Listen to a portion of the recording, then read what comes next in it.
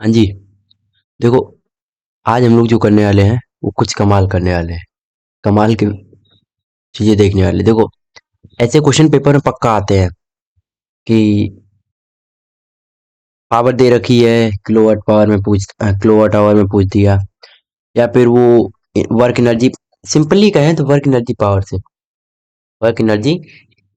से क्वेश्चन बहुत आते हैं। ऐसे क्वेश्चन बहुत देखे होंगे, है ना। और इस बार वाले में भी आया है, डे 2 में भी आया है और डे 1 में भी आया है, 2023 वाले में भी।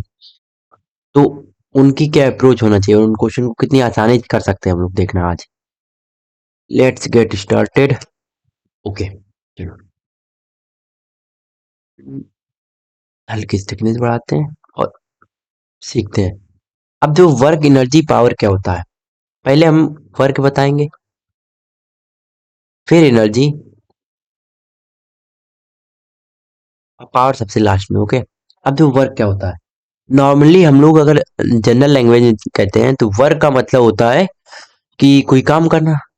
हम जैसे थक गए हो, जो काम हम करने के बाद थकान हो गई हो या फिर हमारी एनर्जी लॉस्ट हो गई हो, तो हम लोग इसे वर्क कहते हैं। पर साइंस के लैंग्वेज में वर्क अलग होता है। वर्क का मतलब होता है जब भी हम किसी भी ऑब्जेक्ट के ऊपर, मान लो ये ऑब्जेक्ट है हमारा, इसका सेंटर ऑफ मास ये है, और ये ऑब्जेक्ट हमारा कुछ ऐसा है, ब्लॉक टाइप का है, और हमने इसके ऊपर अगर इधर से फोर्स लगाया और अगर इसने डिस्प्लेस कर दिया, एस मीटर डिस्प्लेस कर दिया, हमने एफ फोर्स के ऊपर लगाया और इसने एस मीटर डिस्प्लेस कर दिया, तो यहाँ पर इसके ऊपर कोई ना कोई वर्क हुआ है। ओके। और ये डिस्प्लेसमेंट हमेशा या फिर फोर्स की डायरेक्शन में, अगर फोर्स इधर लग रहा है तो फोर्स की डायरेक्शन में भी होना चाहिए डिस्प्लेसमेंट, या फिर इसके अपोजिट में होना चाहिए। अगर 90 डिग्री बना तो भी नहीं होगा। अब क्यों नहीं होगा वो हम बताते। देखो, वर्क का सिंपल फॉर्मूला क्या आता है, इन सभी बातों को अगर दिमाग में रखा जाए तो क्या होता है, एफ डॉट एस, या फिर इसी को हम लोग कहते हैं F S cos of theta, क्योंकि डॉट हटाएंगे, कॉस थीटा लगाएंगे। ठीक है, ये तो नॉर्मल बात होता है। जनरली क्या होता है, जब भी थीटा नहीं गिवन होता है और नॉर्मल बात में कहा जाता है, उससे हमें ये नहीं पता चल रहा कि सेम डायरेक्शन में डिस्प्लेसमेंट हो रहा है या फिर डिफरेंट डायरेक्शन में डिस्प्लेसमेंट हो रहा है फोर्स लगाने पर किसी भी ऑब्जेक्ट पे, तो हम लोग क्या कहते हैं, थीटा को हम लोग जीरो ले लेते। जीरो मतलब सेम डायरेक्शन में। ओके, ठीक है। ये हमारी 180 डिग्री हो जाएगी अगर फोर्स की डायरेक्शन ये है। ये हमारा 0 डिग्री हो जाएगा डिस्प्लेसमेंट में। अब लेट से कि हमने थीटा 90 ले लिया, 90 मतलब फोर्स हमने इधर लगाया और हमारा ऑब्जेक्ट इधर डिस्प्लेस हो गया। अब सोच रहे हो कि ऐसा कैसे हो सकता है भाई। हो जाता, बहुत बार होता है यार, है ना। जैसे कि आ, हम चलते तो आगे की तरफ है और हमारे सिर पे कोई वजन रखा हुआ है, तो अब इसके ऊपर वजन के ऊपर हम फोर्स किधर लगा रहे हैं, ऊपर, ताकि नीचे ना गिरे। फोर्स ऊपर लगा रहे हो, चल किधर रहे, इधर। तो फिर ये तो 90 डिग्री एंगल बन गया ना। यहाँ पर हमारा वर्क जीरो आ जाता है। बट एक केस में जीरो नहीं आता है। मान लो हम इस इस ब्लॉक को ऊपर उठा रहे हैं, तो हम फोर्स लगा रहे हैं ऊपर की तरफ, डिस्प्लेसमेंट भी ऊपर हो रहा है, तो हमारा ये वाला वर्क यहाँ पर होगा। ओके, यहाँ पर वर्क होगा, पर सिर पे रख कर चलने में कोई भी वर्क नहीं होता है। Okay, got it. चलो, एक सेकेंड, हम इसको हटाते। ओके, तो अब वर्क क्यों नहीं होता, ये तो हमने प्रैक्टिकल रूप से बता दिया। फॉर्मूला रूप से देखो जरा, एफ रखा हमने, वर्क फोर्स हमारा कुछ है, एस रखा, थीटा की जगह हम 90 रखते हैं, कॉस ऑफ 90 डिग्री, तो क्या हो जाएगा, ये तो जीरो होता है, ये जीरो, तो ये भी जीरो और ये भी जीरो हो जाएगा, पूरा जीरो हो जाएगा, तो वर्क हमारा कितना आ जाता, जीरो आ जाता। तो थीटा 90 होने पर वर्क जीरो हो जाता है। और ये थीटा होता है किसके किसके बीच में, फोर्स और डिस्प्लेसमेंट के बीच में। फोर्स और डिस्प्लेसमेंट के बीच में होता है थीटा। गॉट इट, इतनी चीज समझ गए। ठीक है, अब आती है एनर्जी। हमने कुछ छोड़ा तो नहीं, नहीं अभी नहीं छोड़ा है। हाँ, एक चीज और बताए थे। देखो, जब भी थीटा 0 डिग्री होगा तो वर्क हमारा कितना हो जाएगा, एफ एस नॉर्मल। 180 डिग्री पर क्या हो जाएगा, डब्ल्यू इक्वल टू माइनस का एफ एस। क्यों, यहाँ पर जब 180 रखेंगे तो कॉस ऑफ 180 की वैल्यू कितनी होती है, -1, तो यहाँ पर माइनस थीटा हो जाएगा, सॉरी माइनस एफ एस हो जाएगा। और जब हम 90 रखेंगे यहाँ पर, तो क्या हो जाएगा, डब्ल्यू इक्वल टू जीरो, क्योंकि cos 90 की वैल्यू जीरो होती तो पूरा हमारा जीरो हो जाएगा। ठीक है, इसके ऊपर भी क्वेश्चन आया, इसके ऊपर भी आया, इसके ऊपर भी आया। चलो अब आते हैं एनर्जी पे। एनर्जी वर्क ही होता, अच्छा वर्क की, यहाँ पर यूनिट भी देख लेते हैं। हम थोड़ा थोड़ा कुछ ना कुछ भूल जाते हैं। इसकी न्यूटन हो जाती है और इसकी मल्टीप्लाई मीटर हो जाएगी, बस न्यूटन मीटर। या फिर एक इसकी यूनिट होती है जूल, याद रखना। ठीक है, ओके। अब आते हैं एनर्जी के ऊपर। एनर्जी भी वर्क ही होता है, एनर्जी भी वर्क ही होता है। बट जनरली एनर्जी को हम लोग ऐसे डिनोट करते हैं कि दो एनर्जी हमारी होंगी, एक एनर्जी होगी पोटेंशियल और एक होती काइनेटिक। अब as the name suggest, potential का मतलब होता है उसकी energy by virtue of position. Position की वजह से जो एनर्जी होगी उसे हम पोजिशनल एनर्जी या फिर पोटेंशियल एनर्जी कहेंगे। और इससे हम लोग बोलते हैं virtue of energy by virtue of motion. जो मोशन की वजह से एनर्जी होगी उसे हम लोग बोलेंगे काइनेटिक एनर्जी। ओके, अच्छा अब आते थोड़ा आगे, अब आते थोड़ा आगे। अब जो पोटेंशियल एनर्जी का मतलब क्या होता है? पोटेंशियल एनर्जी देखो, इसी, आप कहोगे जब एनर्जी बराबर वर्क था तो वर्क वाला फॉर्मूला यूज करो हमने, ठीक है, पोटेंशियल एनर्जी बराबर भी एफ एस लग सकता है मेरा का। अब पोटेंशियल एनर्जी का मतलब होता है हाइट में, ये अर्थ है इसकी हाइट कितनी कितनी ऊपर हम जा रहे हैं, हाइट की वजह से या फिर पोजीशन की वजह से एनर्जी देखते हैं। पोजीशन का मतलब ऊपर, हाइट, है ना। तो हाइट में फोर्स क्या लगता है, फोर्स का फॉर्मूला होता है एम इंटू ए नॉर्मल। ठीक, हम अभी कुछ कर नहीं रहे। और जब हाइट की बात हुई तो डिस्प्लेसमेंट क्या है, हाइट ही तो है हमारा डिस्प्लेसमेंट, ये ऊपर जा रहा है तो यहाँ पर डिस्प्लेसमेंट आगे और पीछे तो हो नहीं रहा, ऊपर हो रहा, तो ऊपर को हम डिस्प्लेसमेंट को क्या कहते हैं, हाइट कहते हैं। तो एस की जगह एच लिख दें, रख दिया, ठीक है। एम का एम रहा हमने कहा। एक्सलेशन ये क्या है, ये ए फॉर एक्सलेशन है। एक्सलेशन, अब ऊपर जाएंगे तो एक्सलेशन कौन सा काम करता है, नीचे की तरफ। एक्सलेशन ड्यू टू ग्रेविटी काम करता है, लास्ट वीडियो में बताया था। तो जी हो गया और मल्टीप्लाई एच, तो रहा यहीं पर है M G H, potential energy का फॉर्मूला यहाँ क्या आ जाता है, एम जी एच। समझे? ठीक है, ठीक है। अब देखो, ये फॉर्मूला याद रखना इंपॉर्टेंट है। सेम चीज काइनेटिक एनर्जी को हम निकालेंगे, एफ और एस। ठीक है, हमने इसको क्या लिखा, एम और मल्टीप्लाई ए, और एस को वही रहने दिया।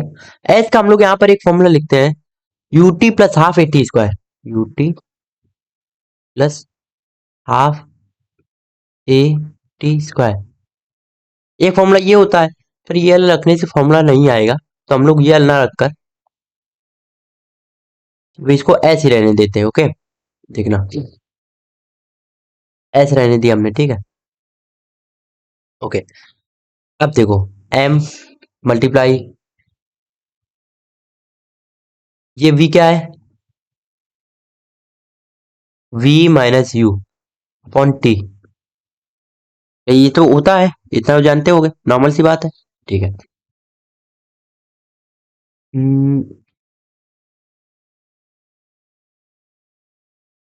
एक सेकेंड, इसको हटा दो, इसको भी हटाओ, इसको भी हटाओ।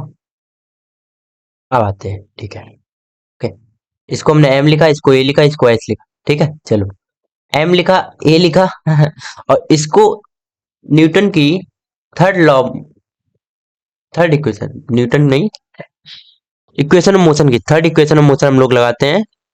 दी तो न्यूटन साहब नहीं थी, Newton equation, third equation of motion लगाते हैं, वहां पर हम लोग को क्या होता है, V square minus U square upon में टू ए। अब ये कैसे आता है, देखो इक्वेशन ऑफ मोशन कैसी होती है, V square minus U square equal to A S होती है। एस को हमने यही रहने दिया, टू ए को इधर भेज दिया, अपॉन में आ गया होगा टू ए एस, यहाँ से हट गया होगा, एस को टू ये रख सकते हैं, ए से M खत्म हो गया, तो half M V square minus U square. Okay, sorry for the background noise. Okay, अभी इतना हो गया। अब हम लोग क्या करेंगे, हाफ ऐसा रखेंगे, और हमें पता है जब काइनेटिक एनर्जी की बात हो रही होगी तो हमारा इनिशियल वेलोसिटी जीरो हो जाती है। इनिशियल वेलोसिटी को हम लोग जीरो एजम करते हैं। और एम वी हमारा क्या हो जाएगा, वी स्क्वायर, यू तो जीरो हो गया, तो जीरो हो गया, हाफ एम वी स्क्वायर हमारे यहाँ फॉर्मूला आ गया। कल को मान लो इसने इनिशियल वेलोसिटी कुछ दे दी, तो हम ये वाला फॉर्मूला यूज कर लेंगे। और जब कुछ भी नहीं दिया, उसने फाइनल वेलोसिटी दे रखी है, तो काइनेटिक एनर्जी का ये वाला फॉर्मूला यूज कर लेंगे। ठीक, समझ गए? अभी तक कोई दिक्कत? अब कोई दिक्कत नहीं। अब आते हैं पावर पे। ठीक है, अब आते हैं हम लोग पावर भैया पे। तो पावर भैया को यहाँ पर लिखते हैं और यहाँ पर आ जाते हैं। पावर का मतलब क्या होता है, देखो, रेट ऑफ डूइंग वर्क। बचपन से पढ़ से आ रहे हैं, इसको थोड़ा लिख लो। रेट का मतलब हमने बता रखा, कभी भी रेट कहीं पर भी देखो भाई, या हर चीज ही कुछ ना कुछ लूप होल्स होते हैं, और कहीं ना कहीं जो लिखा होता है वही होता भी है। नॉर्मल सी बात, फॉर्मूला कहीं अलग से बनाया नहीं जाएगा, डेफिनेशन अलग से बनाई नहीं जाएगी। जो रियलिटी में होगा वो वही लिखा जाएगा। अब उसी को बस डिकोड करना होता है, डिसाइफर करना होता है। रेट का मतलब अपॉन में टाइम, डूइंग वर्क का मतलब वर्क ऊपर रख दिया, बस हो गया। पावर चलो डब्ल्यू अपॉन टी। बैठते आ रहे थे, आज सीख गए, चलो ठीक है। अब इसकी यूनिट क्या होती पावर की, तो इसके ऊपर से जूल, नीचे सेकेंड, जूल पर सेकेंड पहली यूनिट। दूसरी यूनिट होती वॉट, दूसरी यूनिट होती वॉट, ये होती है एसआई यूनिट। ओके, हमने इसकी एसआई यूनिट नहीं बताई, हम वैसे बता दिया था, जूल ही एसआई यूनिट होती है। यहाँ से निकालोगे तो कितनी आ जाएगी, मास की हो जाएगी केजी, और वेलोसिटी की केजी मीटर पर सेकेंड स्क्वायर, वो दोनों का स्क्वायर हो जाएगा। और सेम गोज विद इट, इसकी भी जूल यूनिट हो जाएगी। ओके, दोनों का एसआई यूनिट जूल ही होगी। अच्छा, अब आता है जो ऊपर क्वेश्चन देखे थे, वो ऊपर क्वेश्चन जो देखे थे उनको देव कर आते हैं। क्या होता है पावर की यूनिट, जो वॉट होती थी, उसको थोड़ा सा हम लोग यहाँ पर लिखते हैं ऐसे, कहाँ गया, डब्ल्यू को ऐसे ही रखते हैं यहाँ पर, जो एनर्जी है हमारी, पी इंटू टी कर दिया हमने। ठीक है, ठीक है, ओके। पावर क्या था, वॉट था, ये कितना था, सेकेंड था।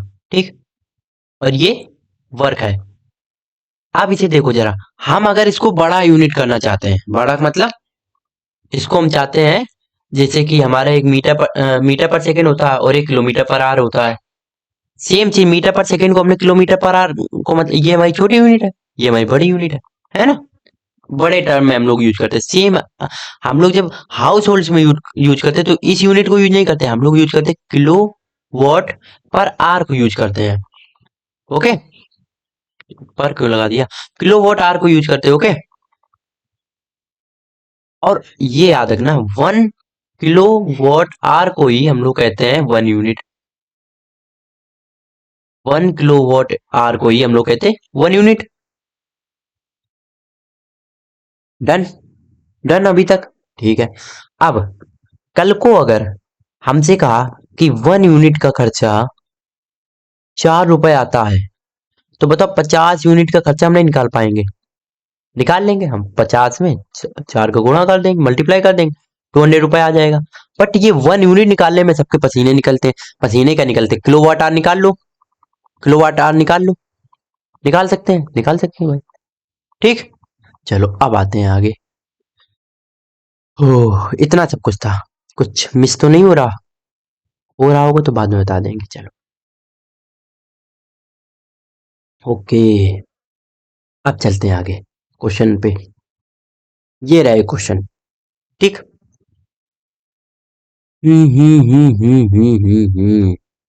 चलो, सबसे पहला क्वेश्चन हम लोगों के पास ये है, इतना सा छोटू सा क्वेश्चन। चलो, क्या है, उसने एनर्जी पूछी है। एनर्जी का फॉर्मूला हमने बता, एक मिनट इसको थोड़ा सा, एनर्जी का फॉर्मूला हमने बताया था अभी पीछे, क्या होता था, W equal to P into T, है ना। पावर कितनी दे रखी, ये 5 किलोवाट, 5 किलोवाट लिख दो यहाँ पर, 5 × किलोवाट हम नहीं लिख रहे हैं। ओके, आर कितने दे रखे, 10, और ये ऊपर में हो जाएगा किलोवाट आर। ठीक, दोनों की 50 यूनिट आ गई, किलोवाट आवर को हमने यूनिट लिख दिया। ओके, ठीक है। अब एक की, अरे यार ये सेम वही वैल्यू बैठ रही, पर थोड़ा सा ऊपर नीचे हो जाएगा। ओके, ये 50 यूनिट हमारा टोटल एक दिन का खर्चा आया है ना, per day, 10 hours per day.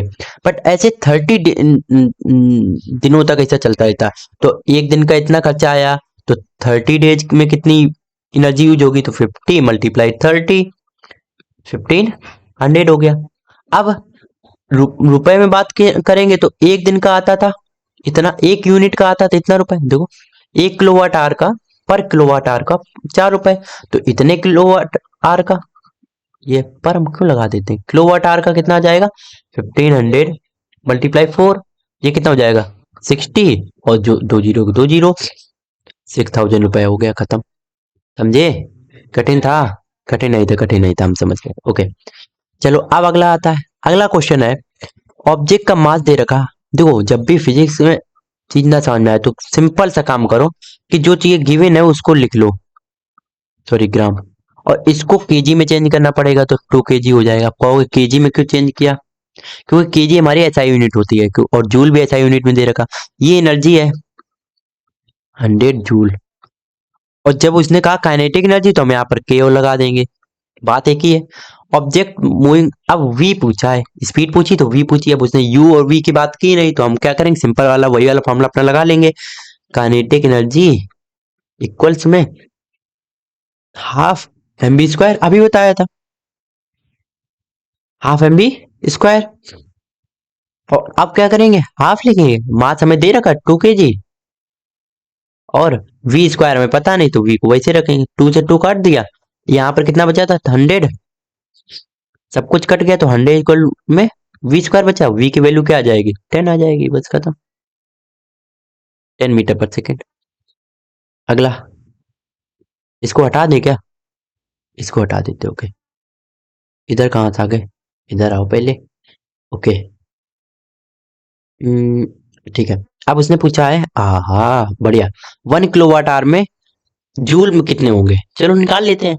हमने कहा 1 किलोवाट आवर में कितने जूल होंगे, तो इसको कन्वर्ट कर लो, जूल का मतलब वॉट इंटू सेकेंड, है ना, जूल का मतलब ही तो होता था जूल बराबर वॉट इंटू सेकेंड, यही तो होता था जूल का मतलब।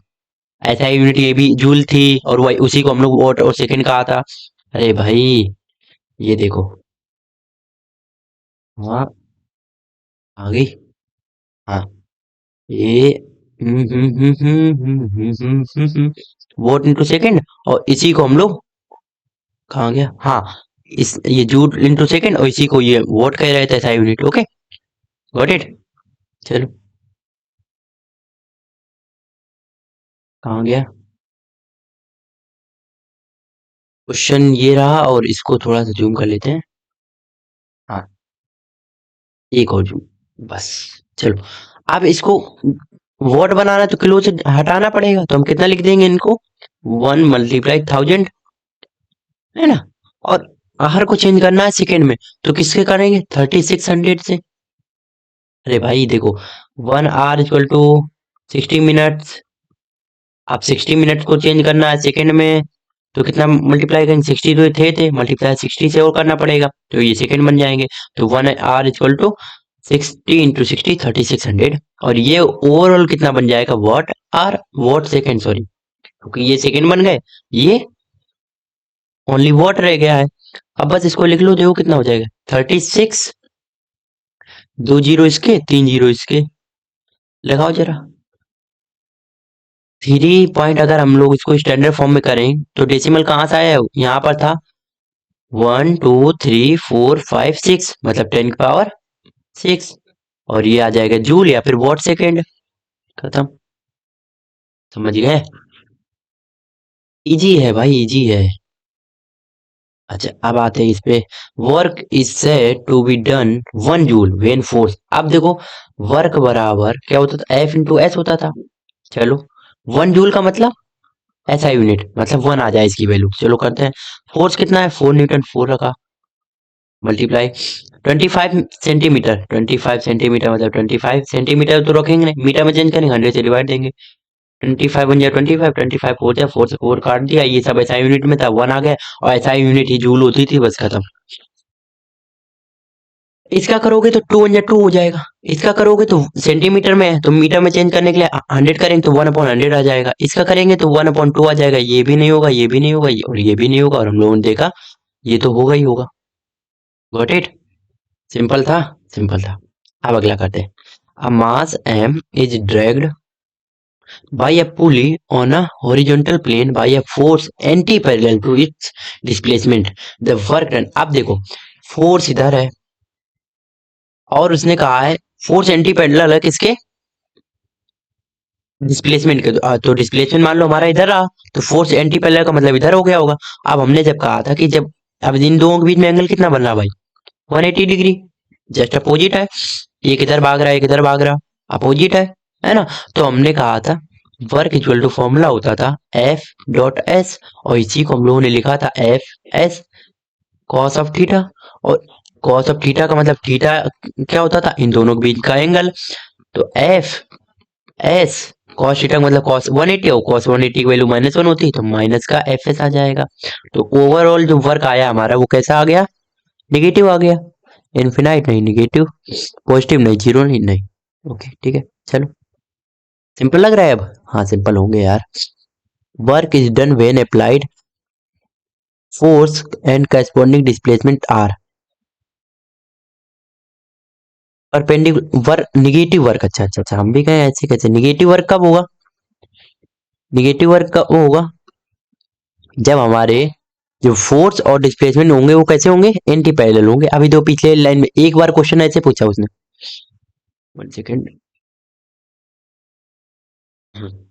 एक बार क्वेश्चन उसने ऐसे पूछा, ये है ना, कि दोनों एंटी पैरेलल हैं तो बताओ नेगेटिव फोर्स होगा कि पॉजिटिव फोर्स होगा। अब इसने कहा कि नेगेटिव फोर्स कब होगा?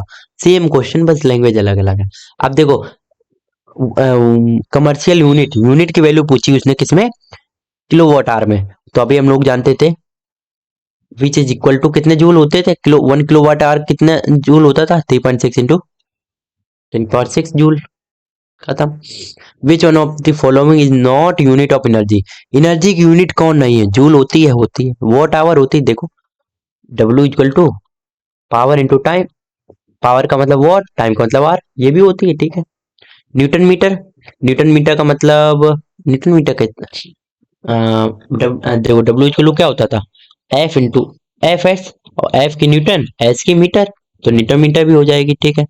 केजी मीटर पर सेकंड किसकी होगी? तो केजी का मतलब ऊपर मास, मीटर का मतलब ऊपर लेंथ या डिस्प्लेसमेंट, और नीचे टाइम का स्क्वायर। ये किसकी यूनिट पता नहीं होगी किसी पर, हमारे पता है हमें एनर्जी की तो है नहीं यूनिट। बस खत्म। केजी मीटर पर सेकंड स्क्वायर। ठीक, समझ गए? ये क्वेश्चन थे भाई। कैसे लगे? अच्छे लगे? सॉल्व करने में मजा आया? कर पाए सॉल्व भाई? ओके चलो, अगर सेशन अच्छा लगा हो तो भाई शो योर लव और लिख लेना इनको। ओके, लाइक एक करो या ना करो पर लिख लेना पक्का, क्योंकि इंपॉर्टेंट है। देख तो रहे कितने क्वेश्चन आ चुके हैं, और बहुत सारे क्वेश्चन तो हम कलेक्ट नहीं कर पाए होंगे, या फिर कलेक्ट किए होंगे तो कहीं और कलेक्ट किए होंगे। तो आई होप कि हम समझा पाए पूरी चीजें। मिलते हैं नेक्स्ट ऐसे वीडियो में, तब तक के लिए बाय।